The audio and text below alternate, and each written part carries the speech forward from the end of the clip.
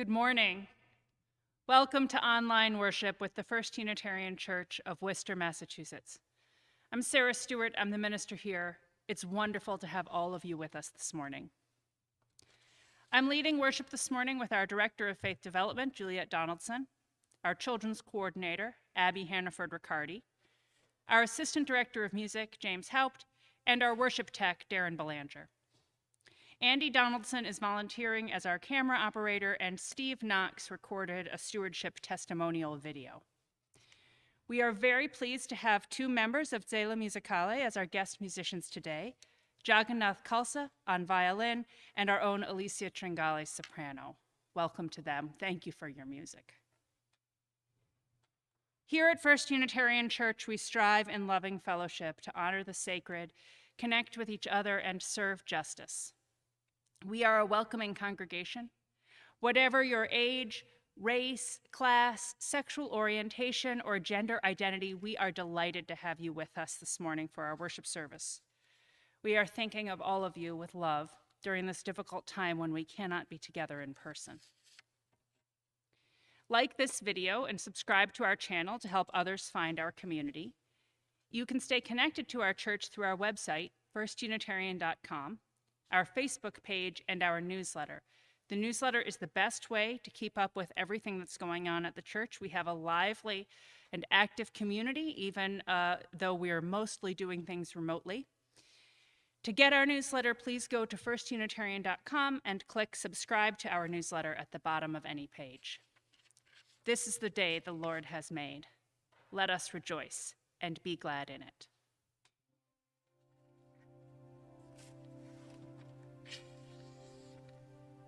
Compassion is suffering with someone, showing love towards one another, and seeking to understand one another. Empathy, sympathy, connection, and mercy. Respecting the inherent worth and dignity of every human being. Being of service to others who are struggling or in pain. Bowing before the humanity of each person. Understanding the care people need. Respecting the process of healing and being present in that process. Listening and learning. A work in progress. Acting with love and giving without judgment. We hold compassion in our hearts today.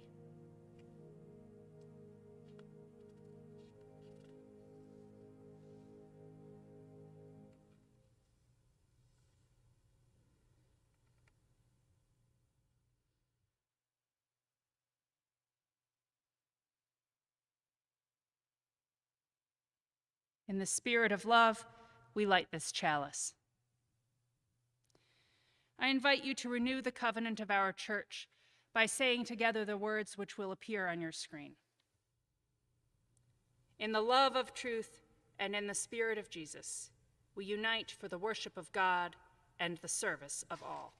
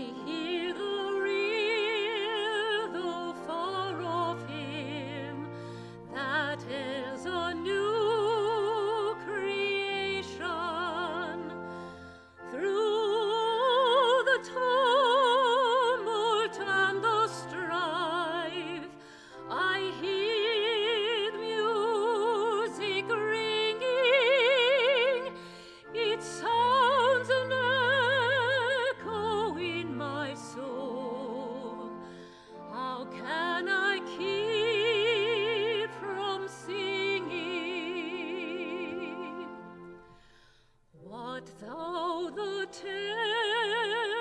tempest round me rose, I know the truth it liveth. What though the darkness round me close, songs in the night it giveth. No storm can shake my inmost calm, while to the rock I'm clinging, since love prevails in heaven and earth. How can I keep from singing when tyrants tremble as they hear the bells of freedom ringing, when friends rejoice both far and near? How can I keep from singing to prison cell in dungeon vile, a thought to them are winging, when friends by shame are undefiled? How can I keep from singing?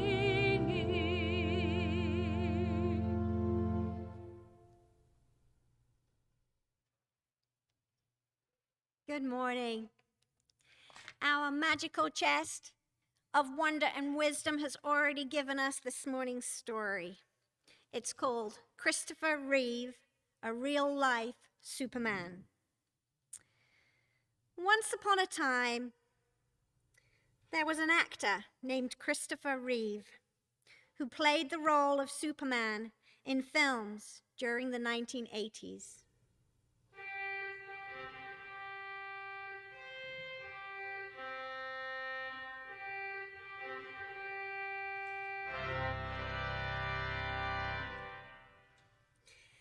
And although he wasn't really Superman, he couldn't fly or leap from buildings. He was accomplished, strong, and smart. He worked to make the world a better place by fighting for justice and protecting the environment. But in 1995, tragedy struck. Christopher loved horse riding. But one day, while taking part in a competition, his horse refused a jump, and he was thrown forward.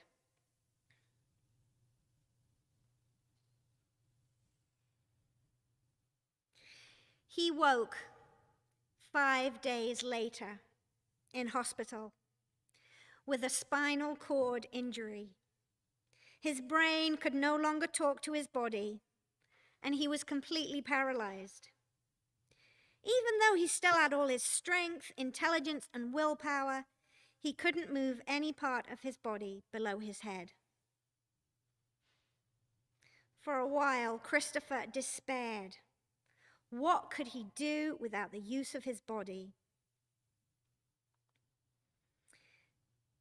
But eventually, he realized he still had a lot. He had the love of his family, and money and fame from his career. Christopher decided to use these things to work for a new goal. Even though he could no longer use his arms and legs, he had a power that many people do not. He was famous. People thought of him as Superman. Now he could really be a hero, not by flying through the air to rescue people, but by speaking up.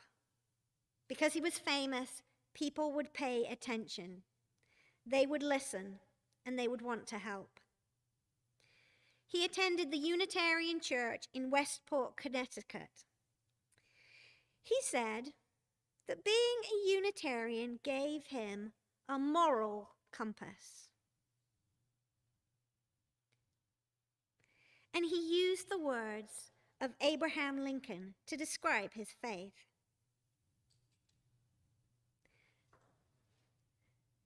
When I do good, I feel good.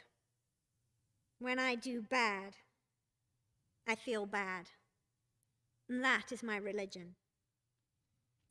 And as always, he dreamed big. He hoped there might be a cure for spinal cord injuries, not just for himself, but for the thousands of others whose lives were changed when their backs or necks were broken. He and his wife set up a foundation. They raised money to research a cure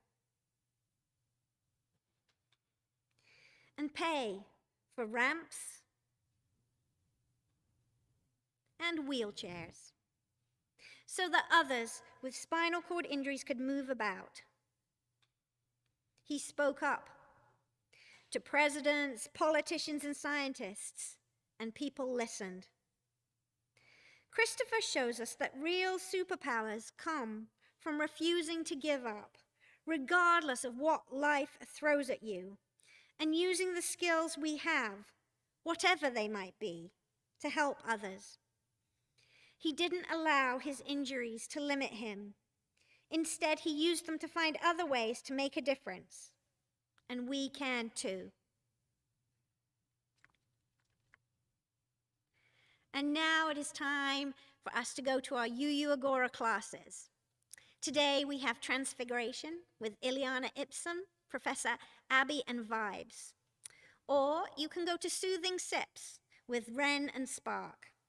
We also have Minecraft with the Somerset Pixie this morning. At 11:15, don't forget to join us in our Great Hall for songs and fun. And at 11:30, Ren is leading our Sacred Text class.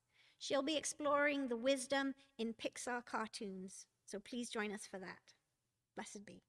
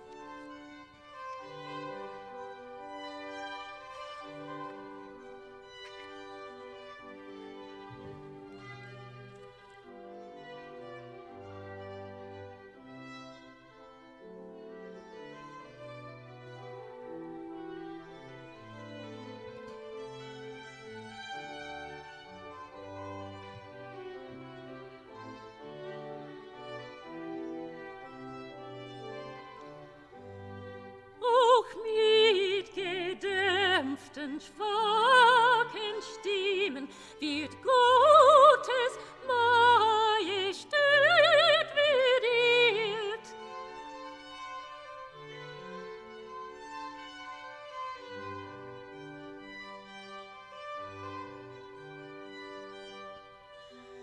Auch mit gedämpften, schwachen Stimmen wird Gottes Majestät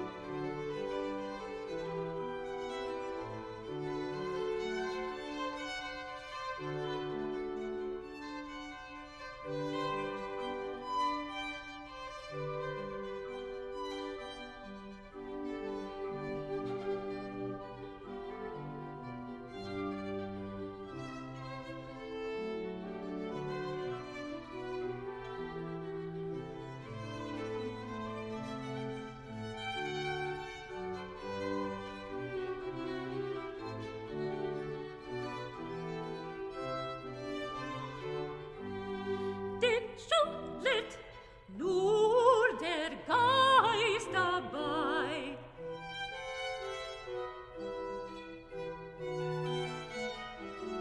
Den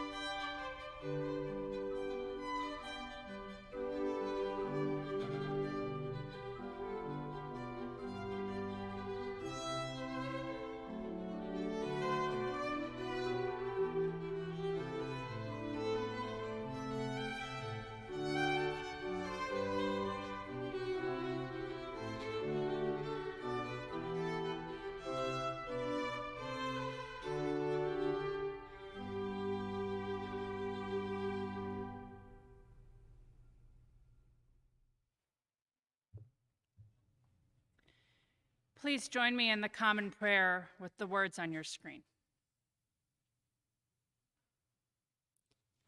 Now, when this life is dawning upon me, I will abandon laziness, for which life has no time. Enter undistracted the path of listening and hearing, reflection and contemplation, and meditation, making perceptions and minding the path, and realize the enlightened mind. Now that I have recognized my humanity, there is no time on the path for the mind to wander. Please continue your own thoughts and prayers in silence.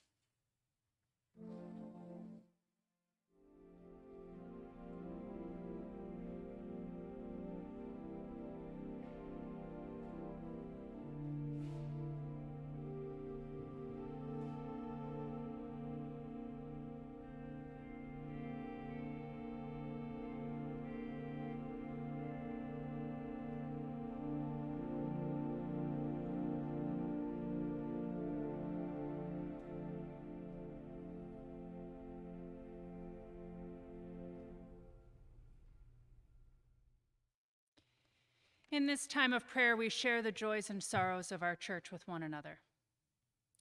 Nancy and Paul Popenchak offer their gratitude to all those veterans who have served our country, and they pray for a just and peaceful transition for the presidency of this country. Jeff and Brigitte Conlon light a candle of memory for Jeff's mother, Justine Virginia Conlon, who died suddenly this week at the age of 93. She loved visiting with her friends and keeping up with her grandchildren. The Conlon family misses her very much. We share our prayers for memory and healing as they mourn. We hold these prayers of gratitude, hope, and memory in our hearts. We know there are those joys and sorrows which go unspoken among us, and we know it is hard to connect with each other, especially during these difficult times. Yet we reach out to one another in compassion as we say together the prayer of Jesus. Our Father, who art in heaven, hallowed be thy name. Thy kingdom come, thy will be done on earth as it is in heaven. Give us this day our daily bread. Forgive us our trespasses as we forgive those who trespass against us. Lead us not into temptation, but deliver us from evil. For thine is the kingdom and the power and the glory, forever and ever. Amen. As you may know, we have been asking members of the church to help support our mission in 2021 by making a pledge to support the church. Steve Knox has recorded a testimonial to share why he loves the church and why he and Lee give. Good morning. More than 30 years ago, Lee and I, along with our young daughters, 5 and 2 years of age, we climbed the front steps of the First Unitarian to attend our first service. And we joined that church that very day. And from that time to now, our strongest and most significant relationships are with members of this church, some of whom have moved away and some of whom have joined more recently. And the same holds true for our daughters. Now married and with their own children, the relationships which have proved to be the most enduring for them are with peers they met in the religious ed program here at First Unitarian. Now, as Lee and I reflected last night on our participation in this congregation, we felt that the one word which best captures our feelings is that of joy. From our earliest days, we devoted much of our time to the religious education program led by Diane Myrick, teaching on Sundays and starting with Diane the Bicota Youth Group for middle school children. And what a joy that was for several years. And I still find deep joy in working with the youth in programs like the Coming of Age program for 8th and 9th graders. And if I could, I'd like to just offer a little plug right here for the service next week that will be delivered by the Coming of Age youth participants. Now, based on the retreat that we had a few weeks back, this coming service promises to be a particularly moving and will fill the hearts of our older generations with hope that our future, it does lay in good hands.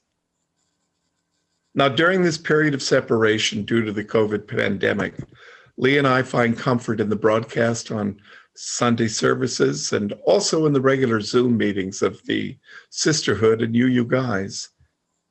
And if I might speak for the men's group, which meets weekly, our discussions have brought us closer together than we have ever been.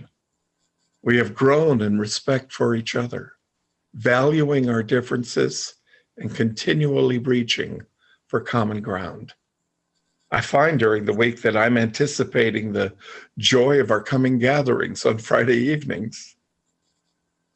Now, Lee and I have always pledged generously each stewardship campaign, and we do it with joy. For the joy we continue to receive. Now, I know most of you have probably already made your pledge, but for those of you who haven't as yet, it really is time we button up this year's campaign. There are those who are working hard to budget for the coming year, not only for what we can do here, but also for what we can contribute to the large number of local charitable organizations to whom so many of you in our congregation offer services, and to whom our church offers financial support. So, if you haven't yet made a pledge, might I suggest you do so today and do it during the offertory. Go to firstunitarian.com, click on community, click on giving. You will find the pledge form at the bottom of the page. And may you find your pledge fills you with joy. Thank you.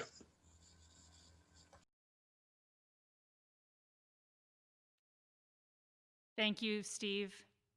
If you haven't yet had a chance to make your pledge to First Unitarian Church for next year, you can go to our website. You can pledge from our front page, or you can go to community and then giving. You may also have an email with a link. I do invite support at any level for our budget for next year. Every pledge helps. Every week, we rely on your financial support to maintain our diverse ministries and programs. This week, the Social Justice Committee has continued its work to support our mission in the community. Children have signed up to help film our traditional Christmas pageant outdoors. And the men's group, Use Guys, continued its weekly online meetings. If you would like to support all we do, text 844-906-2338, followed by the amount you wish to donate to First Unitarian Church. You can also go to firstunitarian.com and click Give Online at the top of any page. I invite your generous contributions for the good work of First Unitarian Church.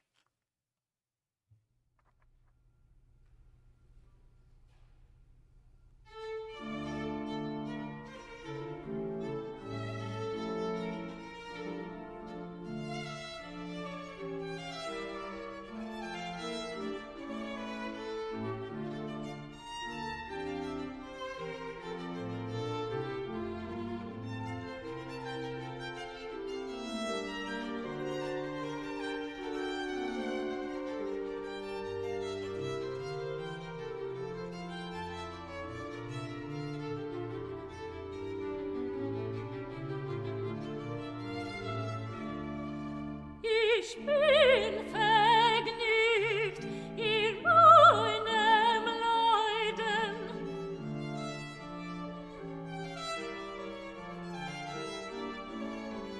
Ich bin vergnügt, irrgnügt in meinem Leiden, denn Gott ist meinen zu besiegen.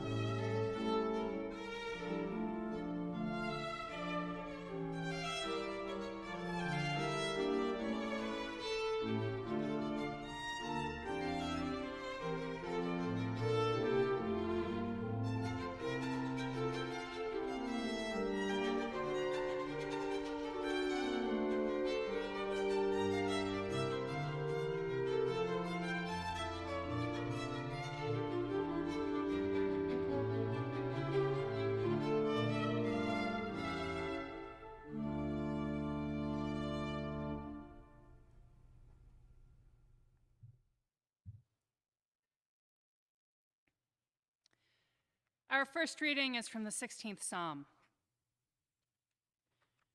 Protect me, O God, for in you I take refuge. I say to the Lord, you are my Lord. I have no good apart from you. As for the holy ones in the land, they are the noble, in whom is all my delight. The Lord is my chosen portion and my cup. You hold my lot. The boundary lines have fallen for me in pleasant places. I have a goodly heritage.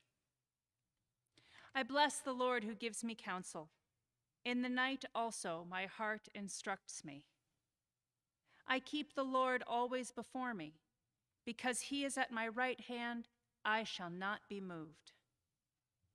Therefore my heart is glad and my soul rejoices. My body also rests secure.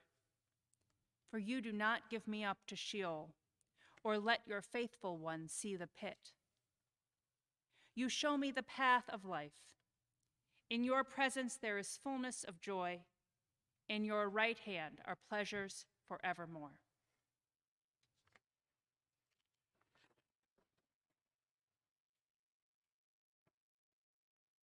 Our second reading is from 24 Brand New Hours by Thich Nhat Hanh. Every morning when we wake up, we have 24 brand new hours to live. What a precious gift. We have the capacity to live in a way that these 24 hours will bring peace, joy, and happiness to ourselves and others. Peace is present right here and now, in ourselves and in everything we do and see. The question is whether or not we are in touch with it. We don't have to travel far away to enjoy the blue sky. We don't have to leave our city or even our neighborhood to enjoy the eyes of a beautiful child. Even the air we breathe can be a source of joy. We can smile, breathe, walk, and eat our meals in a way that allows us to be in touch with the abundance of happiness that is available. We are very good at preparing to live, but not very good at living. We know how to sacrifice 10 years for a diploma, and we are willing to work very hard to get a job, a car, a house, and so on. But we have difficulty remembering that we are alive in the present moment, the only moment there is for us to be alive. Every breath we take, every step we make can be filled with peace, joy, and serenity. We need only to be awake, alive, in the present moment.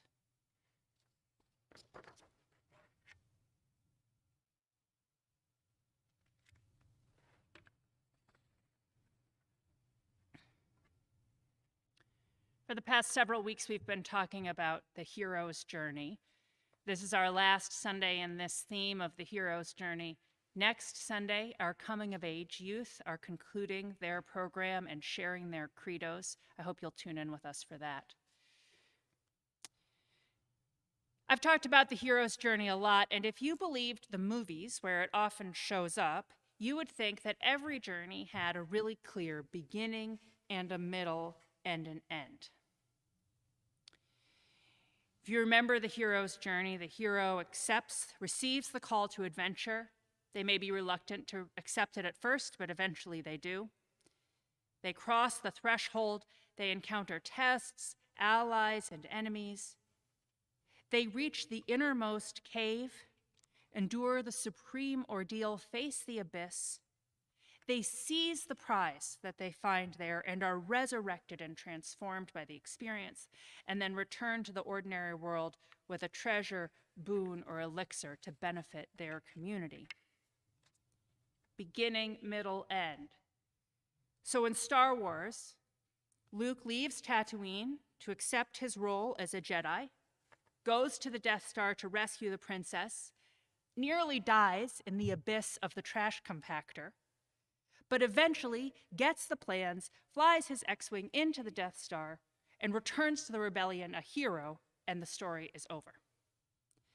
Nothing more happens until a new story begins on Hoth. But heroism in our real lives is not so tidy.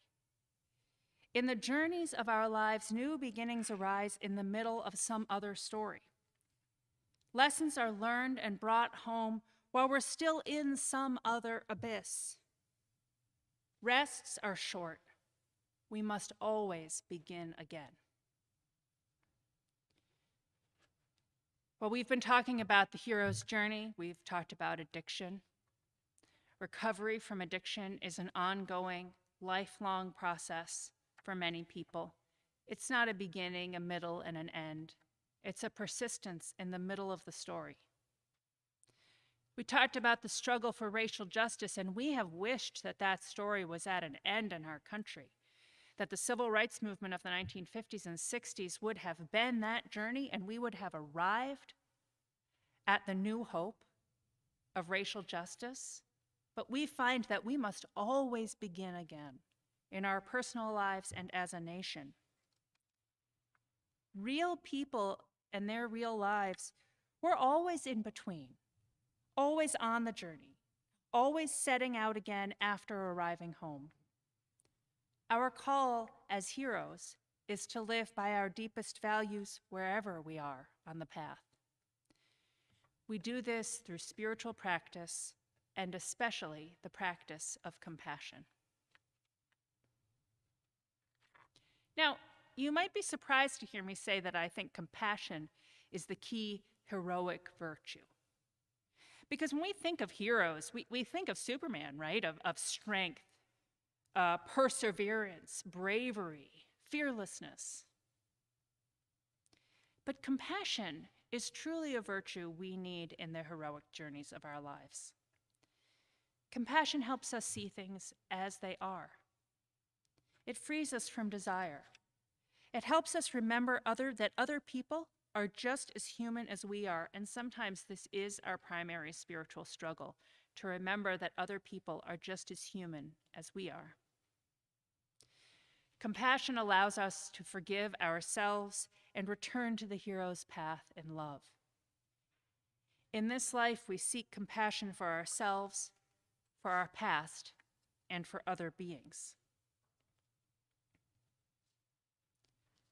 Compassion begins with compassion for ourselves. In the Buddhist tradition, compassion is a practice that helps us accept ourselves as we are. Buddhism teaches that it's the nature of being alive as human beings to desire things, to want something for ourselves, to want to be different than how we are, to want something in the future to come to us. Desire brings sorrow when we don't get what we want. It takes us out of ourselves and puts us in the future where we might have a good thing, or puts us in the past where we regret what we didn't do. Compassion is a spiritual practice that helps us resist that call to desire by accepting what is, by loving the present moment, the way we are, the way other people are. We heard Juliet and Abby tell Christopher Reeve's story this morning. When Christopher Reeve fell off his horse and learned he had a spinal cord injury, he was certainly in a position where he could have succumbed to the dangers of desire. Why did I have to ride my horse that day? Why did I fall? Why did the horse refuse the jump? I wish it could go back to the way it was. I wish I didn't have this injury. I wish I could act in the movies again. All those reactions of self-pity and sorrow, anger and despair, they're perfectly normal. I'm sure Christopher Reeve felt those things. When I read that story, I imagine that he did. He's a human like any of us. But I see that he came to have compassion for himself, compassion for his changed body, compassion for the new life that he would now have, compassion for his fame and wealth, which were not changed by the accident, compassion for the work that he could now do, that he was in a unique position to accomplish. And that compassion for himself and for his body and what he was going through, it allowed him to turn that compassion outward to others, to raise money and awareness for spinal cord injury research, and to help people get the supports they needed to live their lives. That compassion for others must have begun with compassion for himself.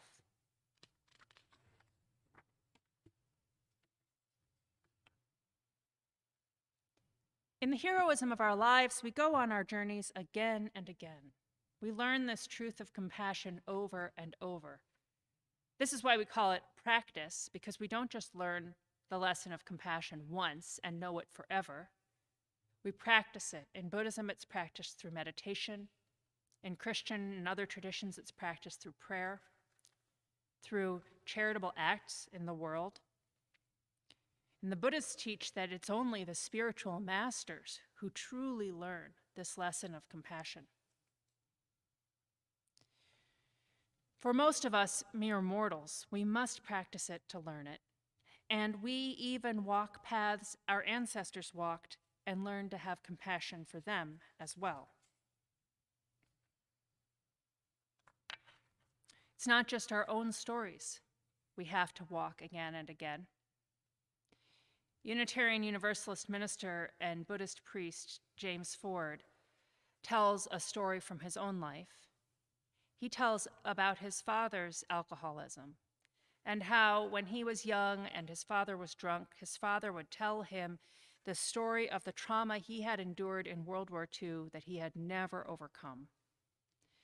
That in the battlefields of Italy, he witnessed his lieutenant die before his eyes, and he never processed that trauma or learned to live with it. He sunk it into the despair of his own addiction.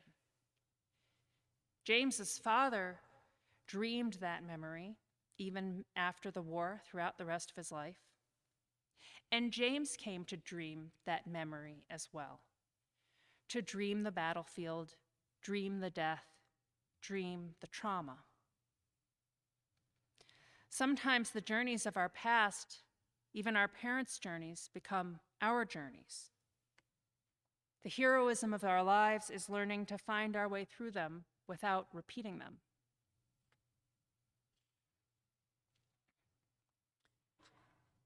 For some of us, this is the heroic journey in our lives. We are always on the way, in between, retracing our parents' footsteps, reconquering our own trauma, learning and growing, and learning to extend compassion to ourselves and to the journeys of those who went before, so that where they knew despair, we might know wisdom. We learn compassion for the children we were and the elders we will be. In Tibetan Buddhism, there's the concept of the bardo. And in everyday conversation among Tibetans, bardo means death. It means the period of time, the transition from death and into rebirth, from this life into death, into rebirth. But the word bardo just means pause, transition, a throwing in the middle. And really, that word bardo can be used to describe the entire cycle of life, death, and rebirth. Life is a bardo, the bardo of living, a transition where we practice as spiritual beings. Death is a bardo, a painful one of transition. Tibetan Buddhism talks about the timeless bardo of pure light after death. And then the karmic bardo of becoming, which leads to rebirth. People are naturally fascinated by those bardos which follow death, afraid of death's transition, hopeful for the pure light which comes after. But that's never where we are when we're thinking about how great that would be. We're in this bardo, living on this journey, in the middle. One Tibetan teacher says that students are always worried about death and rebirth, about karma, or what you might think of as salvation. How will I be reborn? What will happen to me after my death? But the teacher points out that the best predictor of how we will be at death is how we are right now. And now is when we can practice heroism and compassion and try to live a right life. We are being given opportunities to practice compassion and mindfulness right now. We accept ourselves as we are, accept our struggles, and we accept the struggles of the past. We practice extending compassion to others. We breathe, and in our breath, we extend loving kindness to ourselves, to those we love, to people we don't know. Loving kindness to those on the other side of the political aisle, to estranged family. Loving kindness to people who are responding to COVID differently than we are, to friends we don't understand, to people we only encounter online.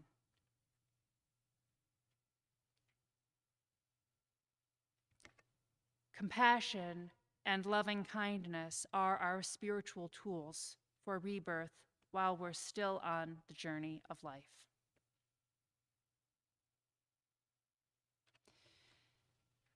Thich Nhat Hanh is another Buddhist voice preaching compassion. We heard a reading from him this morning. He talks about being on the journey, and he preaches being in the present moment, wherever we are, not dwelling on the past, and not hoping too much for the future, because hope is just another kind of desire. He knows that hope is important. He says, if we believe that tomorrow will be better, we can bear hardship today. But hope can be tragic, because if we hope too much for the future, then we're not in the present moment, and we're not practicing compassion. We're certainly feeling the sting of hope right now. We had hoped that COVID was just going to get better, that the changes we made as a society to close things down, to wear masks all the time, to keep our distance, not to see friends and family whom we love. We had hoped that those changes would just lead to slow and steady improvement in the virus, but that's turning out not to be true. We seem to be facing an abyss again as cases rise across the country. So compassion in this moment is accepting what is. It's changing our holiday plans to be as safe as we can be. It's having honest conversations with family about safety and expectations for gatherings. It's asking for support from your employer to stay safe. It's wearing a mask and avoiding crowds. We are heroes, every one of us, in our own lives, heroes with superpowers, to love each other and take care of each other, to come back again to our spiritual truths, to practice compassion. And as heroes, compassion means caring for others. Our compassion for ourselves and others right now will help keep us all safe. It will support those in our community who are on the front lines: doctors, nurses, medical support staff, first responders, and essential workers. Our heroism is our compassion in this present moment, practicing loving kindness for ourselves and for all. I love you all. Amen.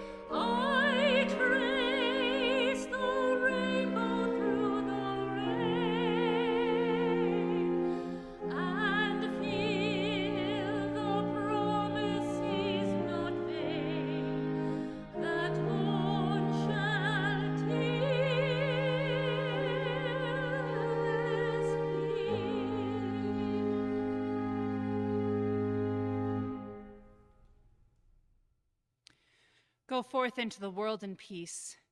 Be of good courage. Hold fast that which is good. Render to no one evil for evil. Strengthen the faint-hearted. Support the weak. Help the afflicted. Honor everyone. Love and serve the holy, rejoicing in the power of the Spirit forever. Amen.